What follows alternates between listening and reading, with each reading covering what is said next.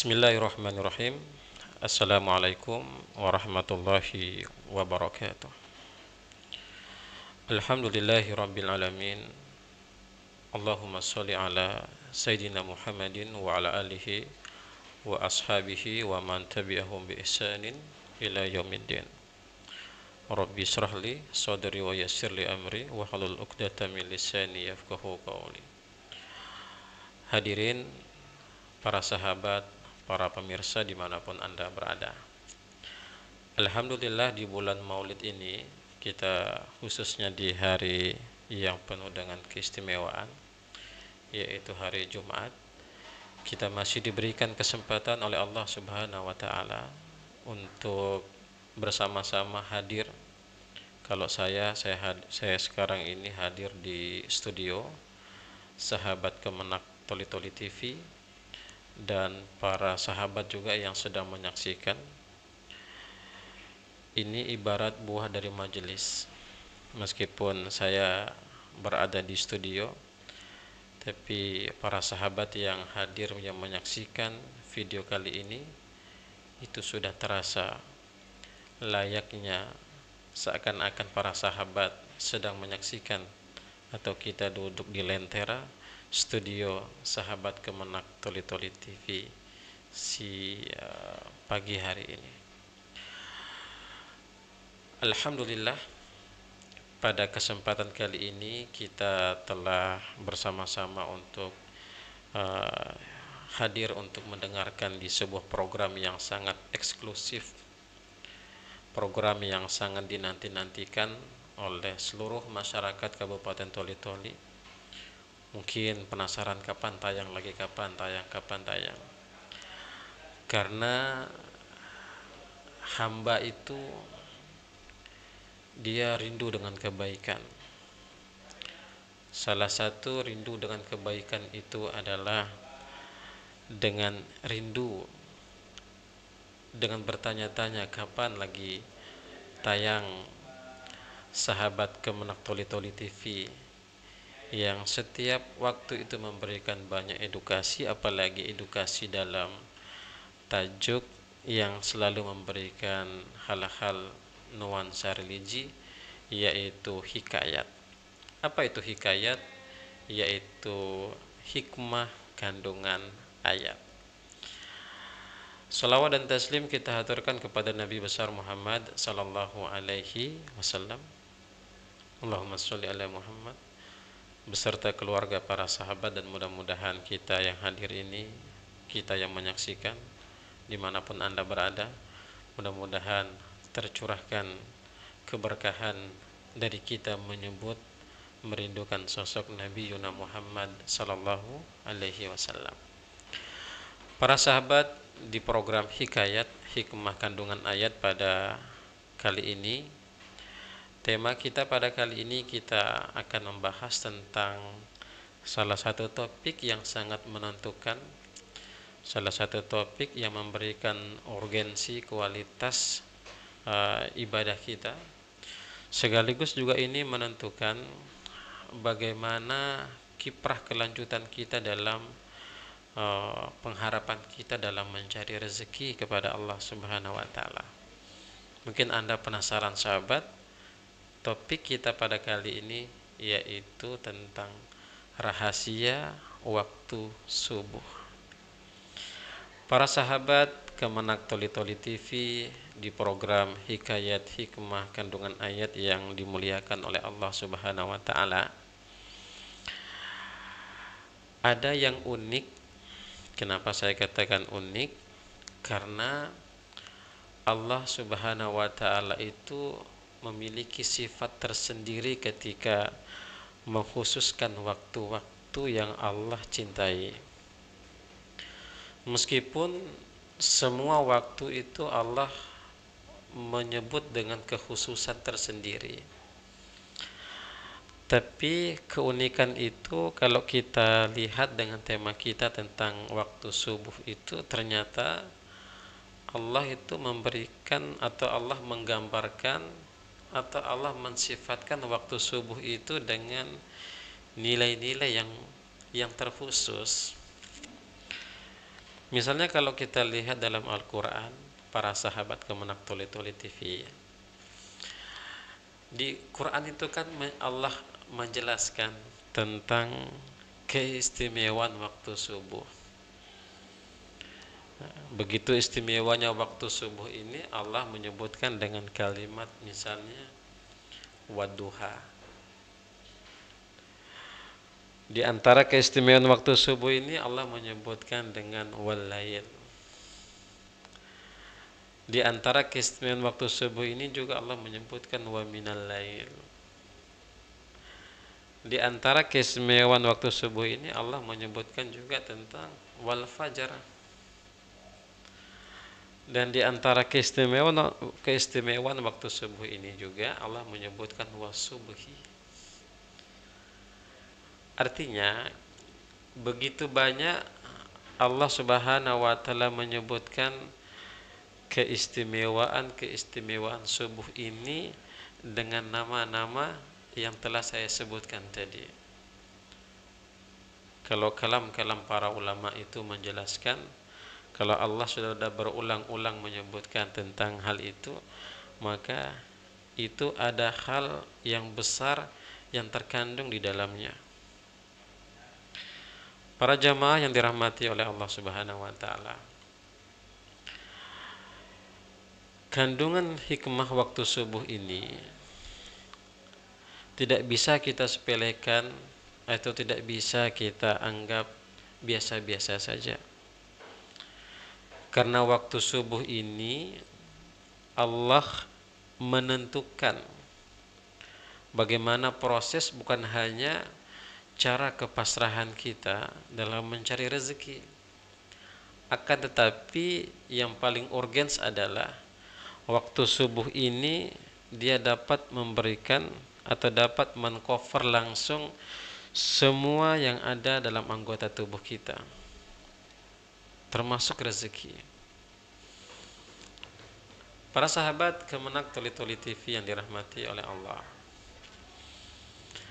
di antara salah satu contoh misalnya keistimewaan waktu subuh ini, Allah menyebut atau Allah mensifati dengan istilah yang khusus bagi Allah. Ini kan menarik.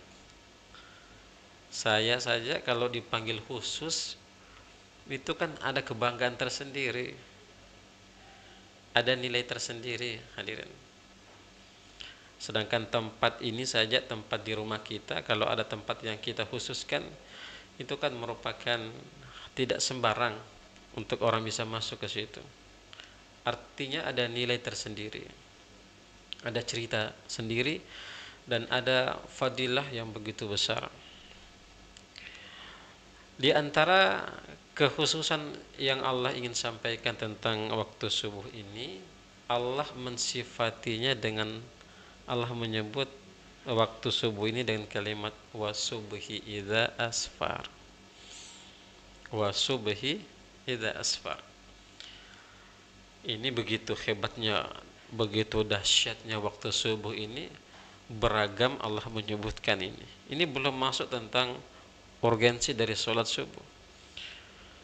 Baru waktunya saja kalau kita tahu, kalau kita membuka hati kita dan melepas semua beban-beban yang ada dalam kehidupan kita sejenak untuk kita mengecas akan fadilah waktu subuh itu, saya yakin pasti kita akan menjadikan waktu subuh itu adalah waktu yang hobi kita untuk kita bangun, bermuwajahah, bermunajat, sekaligus berolahraga. Makanya tak heran kenapa orang-orang subuh itu, ketika waktu subuh ada di antara kita yang mereka tidak tidur. Mereka melanjutkan, ada yang tadarus, ada yang zikir, ada yang salawat, ada yang baca Quran, ada yang olahraga. Kenapa mereka menghobikan waktu subuh itu dengan hal-hal seperti itu? Kan disebutkan dalam Al-Quran itu, ya ayyuhallazina amanu zikrullahu kasiran wasabbihuhu bukrata wa asila. Itu Quran menyebutkan tentang memperbanyak eh, mengesahkan Allah atau menyebut asma-asma Allah sebanyak-banyak mungkin. Allah Subhanahu wa taala, hadirin sahabat Kemenak Toli Toli TV, hikayat hikmah kandungan ayat yang dirahmati oleh Allah. Wasubhi idza asfar. Allah menyebutkan dengan asfar, demi waktu subuh yang asfar. Ma makna asfar? Apa itu makna asfar? Asfar itu kalau dilihat dari terjemahan itu ada dua makna. Ada makna tersirat, yaitu asfar itu maknanya terbuka. Ada juga makna yang kedua, yaitu terang, terbuka dan terang. Akan tapi secara maknawiyah, makna asfar ini memiliki kesamaan, terbuka dan terang. Kalau kita ambil contoh misalnya rumah kita, pintu kita kalau kita tutup semua itu kan gelap. Tapi kalau kita buka pintu kita, kita buka jendela kita, pasti cahaya itu akan masuk, akan terang. Artinya kurang lebih gambaran makna asfar seperti itu. Yang menjadi pertanyaan adalah kenapa Allah mensifati waktu subuh ini dengan kalimat asfar? Itu kan, makanya asfar itu juga diambil dari kata safar. Orang safar itu kan orang pergi dalam perjalanan, safar musafir. Sementara syarat musafir itu kan syaratnya harus rumah itu terbuka pintunya. Itu kalau rumah tertutup pintunya, tidak bisa kita untuk pergi melaksanakan musafir. Rumah tertutup, jalan juga harus terbuka, pintu rumah terbuka dan jalan juga harus terbuka. Jadi kalau rumah tertutup, jalan longsor, apakah bisa kita katakan itu sebagai musafir atau safar, orang yang melaksanakan bepergian jauh? Itu kan tidak. Artinya ini salah satu contoh yang sangat ringan. Para hadirin yang dirahmati oleh Allah, asfar ini memiliki makna yang sangat mendalam tentang waktu subuh. Makanya Allah meletakkan, menggandengkan subuh dengan asfar. Wa subuhi idza asfar. Kenapa disebutkan tentang terbuka? Kenapa disebutkan tentang terang? Kedua makna ini memiliki definisi yang sama. Makanya kebiasaan para sahabat-sahabat dulu, orang-orang soleh, para ulama-ulama, kebiasaan-kebiasaan mereka itu menjadikan waktu subuh itu adalah tempat yang terbaik untuk mengakses semua ilmu pengetahuan, mengakses rahmat, mengakses hidayah, mengupgrade keimanan. Waktu subuh itu, hadirin, termasuk rezeki kita. Kalau kita mana asfar ini kita ambil dengan istilah terbuka misalnya, coba lihat, bandingkan dengan contoh yang sederhana saja.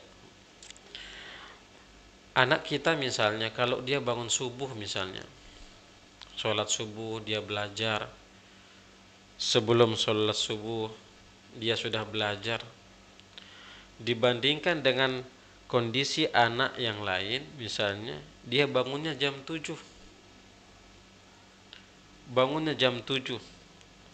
contoh, anak yang pertama bangunnya di waktu subuh, anak yang kedua bangunnya jam 7. Nah, secara definitif kalau kita lihat, kedua contoh ini memiliki perwatakan yang berbeda. Orang yang bangun subuh itu akan terbuka otaknya. Maksud saya bukan terbelah. Artinya akan lebih cepat untuk memahami materi-materi yang akan disampaikan ataupun materi-materi yang pernah disampaikan oleh murabbinya, oleh ustadznya, oleh kiainya, oleh gurunya, oleh dosennya, siapapun. Kalau dia mengulang di waktu subuh, ia belajar, ia tidak tidur, maka pikirannya akan terbuka, hatinya akan terang, sehingga pikiran terbuka, hati akan terang, sehingga itulah yang akan membuat ingatannya, pemahamannya jauh lebih tajam. Artinya daya ingatnya lebih kuat kalau orang yang bangun subuh. Makanya kenapa saya pernah baca biografi dari presiden kita, yaitu almarhum B.J. Habibie. Itu rahasia yang membuat beliau itu hebat, meskipun IQ beliau memang hebat. Bahkan diceritakan dulu ketika beliau belajar itu, ada juga teman beliau yang sesama satu teman beliau yaitu keturunan dari Yahudi. Si Yahudi ini juga merasa penasaran apa rahasia sehingga B.J. Habibie juga ini merasa penasaran apa yang menyebabkan kenapa orang Yahudi ini hebat-hebat, cerdas-cerdas. Karena jawabannya sederhana. Yahudi ini mengamalkan prinsip keislaman, yaitu belajar di waktu subuh. Maka orang yang belajar di waktu subuh itu pikirannya akan terbuka, para sahabat Kemenak Toli-Toli TV. Pikirannya akan terbuka, hatinya akan terbuka, sehingga orientasi kalimat-kalimat yang dia pelajari, yang dia hafal, yang diulangi-ulangi akan tertanam, akan teringat di dalam memori akalnya, memori pikirannya, sehingga daya kuatnya, daya ingatannya kuat. Kalau bahasa kesimpulannya pintar, jenius, cerdas. Tapi terbalik dengan orang yang bangun jam 7. Coba lihat anak-anak kita kalau bangun jam 7. Radang-radang itu. Agak heng-heng kalau kita lihat. Heng-heng kalau anak kita bangun jam 7. Jangankan dari segi keilmuannya saja, dari segi daya ingatnya saja, kita melihatnya saja sudah tak enak, sudah merasa kita jengkel kalau melihat anak kita bangun jam 7. Anak yang bangun jam 7, hadirin, itu dia akan lebih condong sifatnya pelupa. Itu kalau Ustadz Asad bilang itu lebih kekena dongo-dongo, beleng-beleng gitu. Cepat pelupa. IQ anak kita akan lemah. Karena memang menurut ilmu sains dan para dokter juga itu menjelaskan, waktu subuh itu adalah waktu yang terbaik sebenarnya. Bukan hanya mengecas kerohanian kita, tapi mengecas pikiran kita. Makanya rahasia-rahasia para sahabat itu kenapa mereka bisa menang hampir semua pertempuran. Rahasianya waktu subuh. Kenapa para ilmuwan muslim itu lebih berkembang pesat, lebih berkembang cepat? Jawabannya karena waktu subuh. Berbeda dengan generasi kita yang sekarang ini. Pemuda-pemuda tidak mencintai waktu subuh, sehingga mereka merelakan keutamaan yang begitu besar di waktu subuh itu mereka tinggalkan, mereka lewatkan, mereka tidak peduli. Padahal kemajuan suatu diri, kemajuan suatu rumah tangga, kemajuan suatu bangsa itu terlihat adalah seberapa besar anak-anak muda mencintai waktu subuh. Maka hadirin jamaah sahabat Kemenak Toli-Toli TV yang dirahmati oleh Allah, ini dahsyatnya waktu subuh. Anak kita menghafal misalnya, menghafal di waktu subuh sama menghafal di waktu jam 7 itu berbeda itu. Coba lihat. Saya saja, tak usah jauh-jauh. Saya kalau menghafal waktu subuh cepat sekali. Karena memang itu janji Allah. Wa subhi idza asfar. Itu janji Allah. Akan kemuliaan waktu subuh itu akan membuat orang-orang yang menikmati waktu subuh itu memang dahsyat. Dia akan cerdas, hatinya akan terang, pemikirannya akan baik, dan kesehatannya akan jauh lebih baik karena waktu subuh itu. Anak yang menghafal waktu subuh itu berbeda dengan anak yang menghafal jam 7. Kenapa? Karena akses terbuka. Makanya mana asfar itu terbuka. Kalau kamu bangun di waktu subuh, menghafal di waktu subuh, belajar di waktu subuh, maka Allah akan bukakan pikiranmu, Allah akan bukakan hatimu. Maka Nabi pernah menyebutkan mayuridillahi bihi khairan yufaqihu fiddin. Artinya akan Allah tanamkan ilmu itu kepada dirimu langsung. Makanya bobot kualitas IQ seseorang itu kalau mau kuat, cobalah akses di waktu subuh itu. Cobalah bermain di waktu subuh itu. Cobalah belajar di waktu subuh itu. Kalau biar Anda pintar, biar Anda keturunan orang yang jenius misalnya. Tapi kalau Anda tidak menjadikan subuh itu sebagai sentral untuk meraih IQ Anda, maka demi Allah saya katakan Anda tidak akan bisa meraih itu. Dan otak itu dia akan terbuka ketika waktu subuh. Kolbu juga seperti itu, akan terbuka di waktu subuh. Ibarat dia siap untuk menangkap apa yang kita baca, apa yang kita sebut, dan apa yang kita ingat. Itu siap menangkap. Sehingga ketika kita bangun di waktu subuh, maka semua apa-apa yang kita dengarkan ketika kita berada di kampus misalnya, itu semuanya akan terekam. Maka tidak heran kita akan menjadi generasi-generasi yang cerdas. Ibnu Abbas, Sayyidina Umar itu adalah pemuda-pemuda yang menikmati waktu subuh. Apakah kita sudah seperti itu? Maka hadirin jamaah sahabat Kemenang Tuli TV yang dirahmati oleh Allah. Yang kedua, waktu subuh ini Allah menyebutkan wasubhi idza asfar. Yang kedua Allah menyebutkan wasubhi idza tanaffas.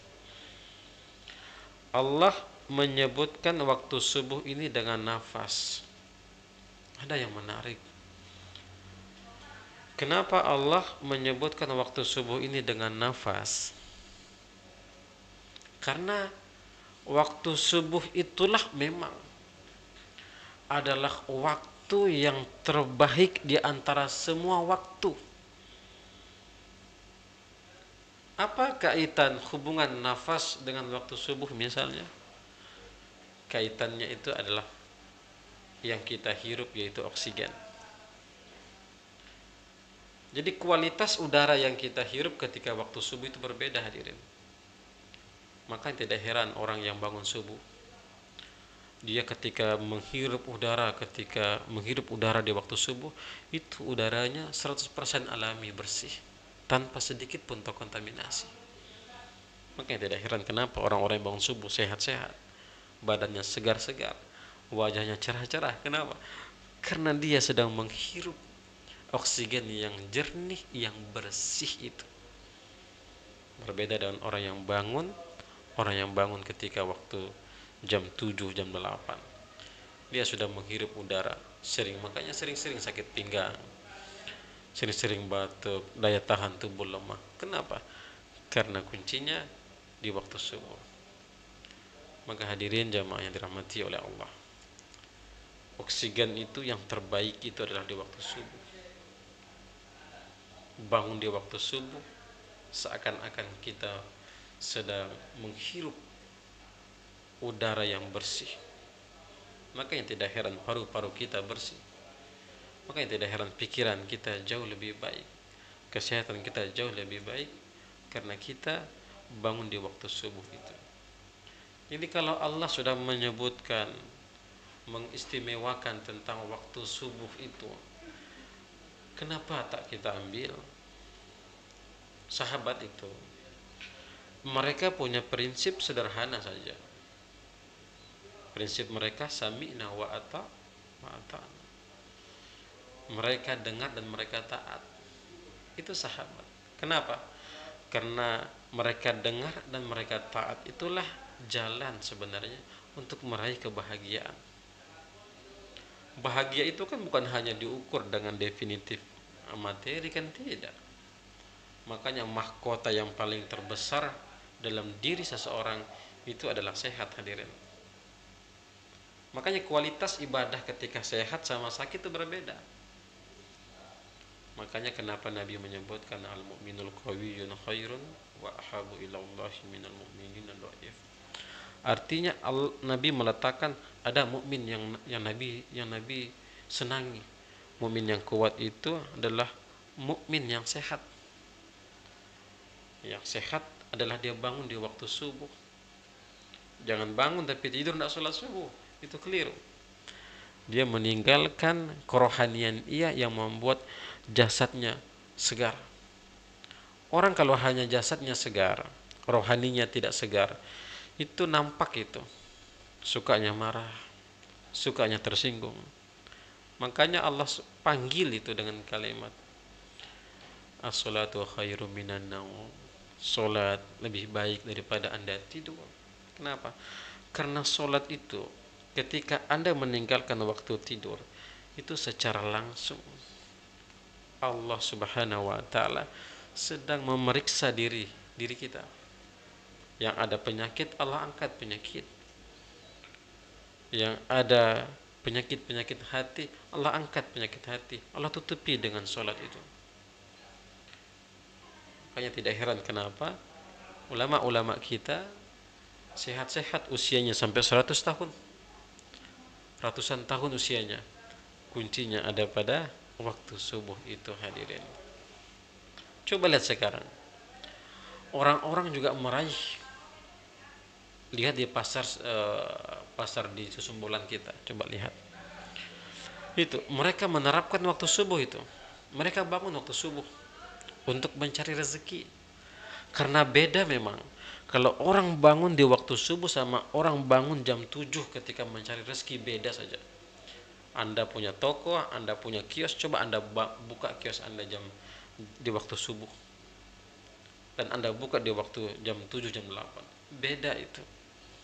Makanya Nabi menyebutkan ada malaikat-malaikat yang Allah khususkan turun di waktu subuh untuk menyampaikan rezeki, untuk memberikan kabar tentang rezeki. Ini hamba yang bangun di waktu subuh, maka dia lapor kepada Allah, ya Allah, hambamu itu minta ini, minta itu, minta ini, minta itu. Maka apa kata Allah?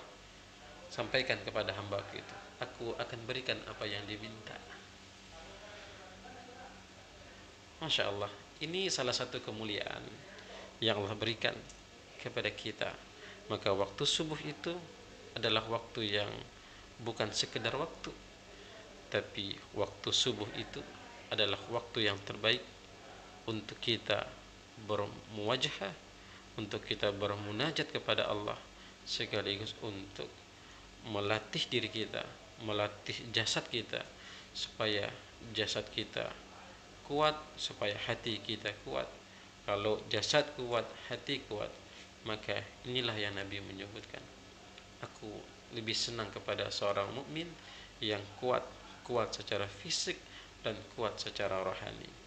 Orang yang bangun subuh, mengakses, kemudian melaksanakan salat subuh, dia akan menjadi pribadi-pribadi yang kuat menghadapi semua ujian. Dia tidak marah misalnya. Ketika dia ada problem di kantor misalnya, dia akan tabah dan sabar menghadapi itu. Kenapa? Allah sudah bekali hatinya. Allah sudah lapisi hatinya dengan kesabaran. Dia tahu kalau dia marah akan menggugurkan ibadah sholatnya misalnya. Dia tahu kalau dia jengkel akan membuat peluang setan akan masuk ke dalam hatinya misalnya. Hal-hal itulah yang membuat dia selalu senyum kepada orang. Dia tidak berburuk sangka kepada orang karena dia menikmati waktu subuh itu. Waktu subuh itu Allah menyebutkan sebagai rahmat untuk hamba-hamba yang bangun di waktu subuh. Bahkan subuh Nabi menyebutkan rakaat al-fajri khairi dunya wa ma fiha. 2 rakaat salat subuh, 2 rakaat sebelum salat subuh qabliyah, sebelum ini baru salat sunnahnya Anda laksanakan, jauh lebih baik dunia dan seisinya. Maka tidak heran dalam riwayat sahabat, satu kali mereka tidak melewatkan, tidak ketinggalan qobliyah subuh, sahabat itu menangis sejadi-jadinya, meratapinya, menyesalinya, seakan-akan mereka melakukan sebuah dosa besar. Padahal hanya meninggalkan salat qobliyah saja, menangisnya terseduh-seduh sampai terdengar beberapa rumah dari rumah ke kiri ke kanan terdengar menangis rintihan sahabat meninggalkan 2 rakaat salat sunnah tersebut. Kenapa? Karena ada janji Allah di situ. 2 rakaat salat subuh jauh lebih baik daripada dunia dan seisinya. Maka itulah orang yang kaya sebenarnya. Itulah orang yang cerdas sebenarnya. Itulah orang yang hebat sebenarnya. Itulah orang yang akan selamat di dunia maupun di akhirat. Dan mudah-mudahan kita semuanya menjadi orang-orang yang selalu menikmati waktu subuh. Semoga bermanfaat. Akhirul kalam, subhanakallahumma wa bihamdika asyhadu an la ilaha illa anta astaghfiruka wa atubu ilaik. Assalamualaikum warahmatullahi wabarakatuh.